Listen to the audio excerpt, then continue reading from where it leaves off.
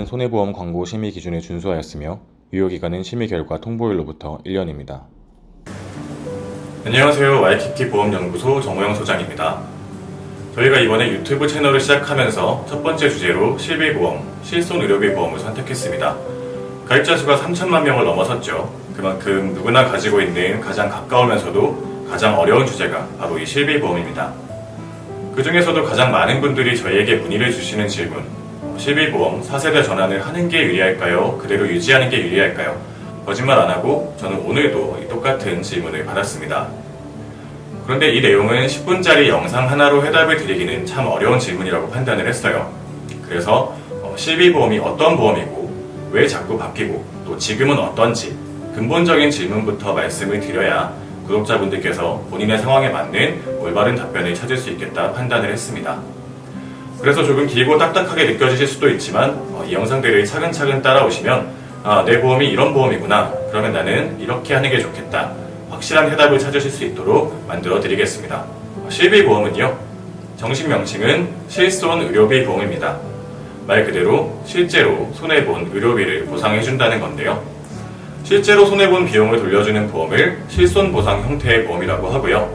반대로 실제로 손해본 비용과는 관계없이 특정 조건만 맞으면 정해진 금액을 주는 보험을 정해진 금액을 줄여서 정액보험이라고 합니다.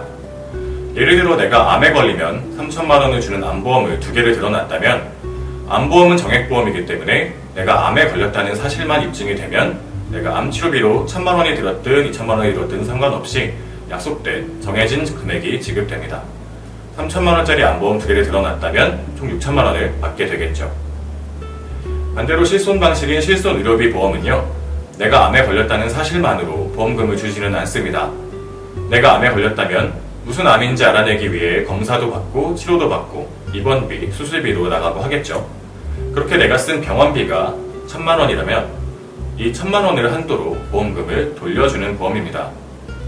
내가 실제로 쓴 1천만 원을 한도로 돌려받기 때문에 실손 방식의 보험은 2개를 들어놔도 중복 보상이 되지 않고요. 한 군데에서 500만 원, 한 군데에서 500만 원, 이렇게 내가 쓴 1천만 원을 한도로 돌려받을 수 있는 거죠. 그런데 이 실비보험의 가장 큰 특징은요, 내가 어떤 보험회사에 가입을 했든 언제 가입을 했는지만 따져보면 됩니다. 왜냐면 2009년 8월 1일을 기점으로 금융감독원이 실손의료비 표준화라는 걸 했습니다. 말 그대로 실비보험을 표준약관을 통해 통일을 시켜버린 거죠. 그래서 어느 회사에 가입을 했든 원칙적으로 같은 시기의 보험은 같은 보장을 받게 되어 있습니다. 그런데 이 실비보험이 시간이 지나면서 몇 차례의 개정을 거쳤습니다.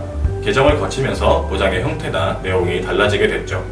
그래서 실비보험은 어느 회사에 가입했느냐가 아니라 언제 가입을 했느냐, 이것만 확인을 하시면 됩니다. 그런데요, 저는 이 부분부터 이해를 좀 하셔야 된다고 생각을 합니다. 금융감독원이 왜 표준화를 했을까요? 보험회사라는 곳이 무슨 일을 하는 곳이죠? 잘 팔릴 것 같은 보험 상품을 만들어서 판매를 하는, 그래서 이윤을 추구하는 민간 기업이죠. 그러니까 당연히 이 회사는 이런 보험을 만들고 또 이 회사는 이런 보험을 만들어서 자율 경쟁을 하는 건데, 왜 국가기관인 금융감독원이 나서서 야, 너네 보험사들이 빠져, 이건 우리가 이렇게 관리할 테니 너희는 그냥 팔기만 해, 이렇게 나선 걸까요?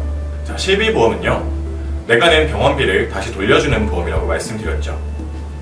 그런데 우리가 병원에 가면 우리 돈만 나가는 게 아니죠. 요즘 이런저런 말이 많긴 하지만 저의 체감상 우리나라는 의료보험, 이 국민건강보험 제도가 굉장히 잘 되어 있는 나라라고 생각을 합니다. 예를 들어 총 병원비가 3만 원이 나왔다고 치면 평균적으로 우리는 만 원만 냅니다.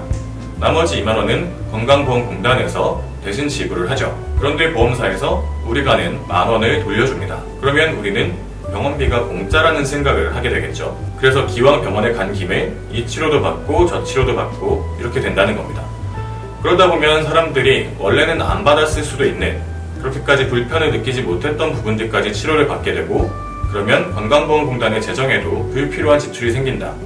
그래서 국가기관인 금융감독원이 이 실손보험을 컨트롤하기 시작한 겁니다.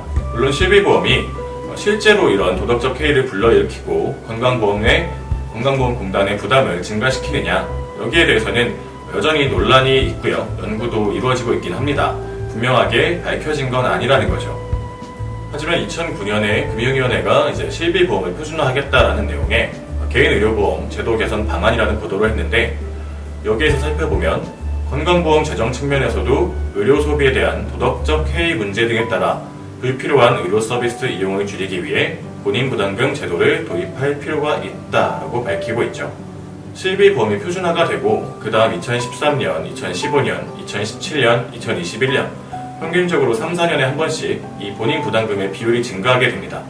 처음에는 병원비의 100%를 돌려줬는데 이게 어느 날부터는 90%, 80%, 70% 이렇게 자꾸 보장의 비율이 줄어들어요.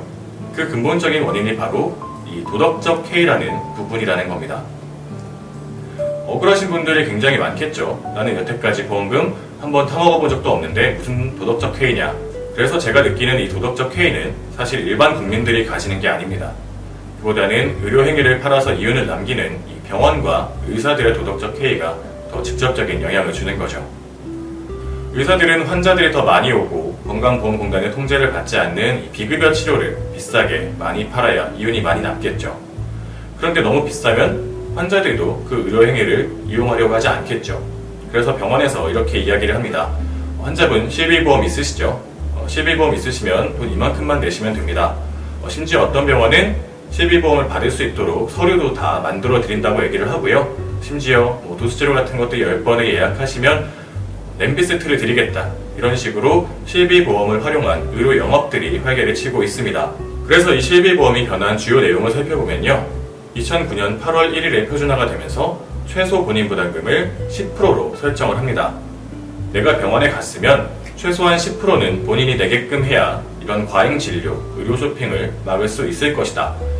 그런데 잘 안 먹혀요.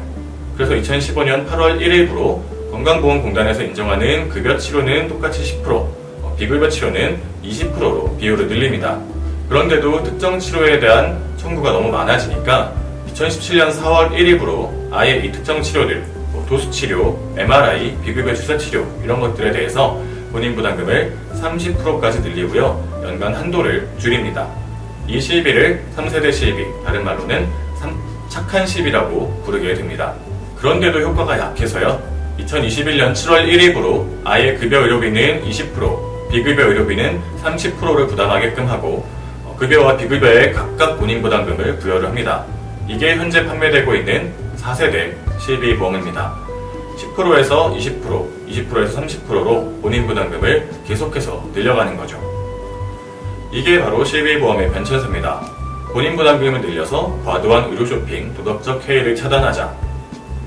그 말은 반대로 이 실비보험의 보험으로서의 보장 효과를 계속해서 줄여가고 있다는 거죠. 저는 한 10년 뒤, 20년 뒤에는 이 실비보험이 그 자체로 별 의미가 없는 보험이 되지 않을까 생각을 하고 있고요. 그래서 건강보험 제도를 공부하는데 시간을 더 많이 쏟고 있습니다. 사족을 좀 덧붙이자면요. 물론 의사분들, 훌륭한 분들 훨씬 더 많으십니다. 의사분들이 이 환자를 치료하기 위해 꼭 필요하다고 판단되는 치료를 권하시는 경우가 대부분일 거라고 믿습니다. 그리고 애써주시는 만큼 더 많은 돈을 벌어가시는 것도 당연하다고 생각을 합니다. 그런데 세상에 있는 모든 직업이 그렇듯이 일부 소수의 사람들이 그 직업으로서의 본분, 정당한 서비스를 제공하고 정당한 소득을 가져가는 것보다 적게 일하고 쉽게 돈을 벌려고 쓰는 사람들이 있기 마련이고요. 그 중에 일부가 선을 넘어서 문제를 일으킵니다. 아마 이 영상을 보시는 구독자분들의 대부분도 실비보험을 제대로 써본 적 없는 선량한 소비자분들이 대부분이실 건데요. 자기한테 이득이 되면 다른 사람들이 어떤 피해를 입어도 상관없다고 생각하는 몇몇 악성 소비자분들과 보험 사기를 부추기는 브로커들, 몇몇의 병원들, 그리고 그 사람들 때문에 선량한 대다수의 보험 소비자들이 피해를 받고 있는 거죠. 오늘 첫 영상에서는 실비보험이 왜 표준화가 되었는지, 어떻게 보장 비율이 변해왔는지를 말씀드렸습니다. 다음 영상에서는 그럼 지금 내가 4세대 실비로 전환을 하면 보장 내용이 어떻게 달라지는지를 실질적인 숫자를 예를 들어서 구체적으로 말씀드리겠습니다. 첫 번째 영상 시청해주셔서 감사합니다.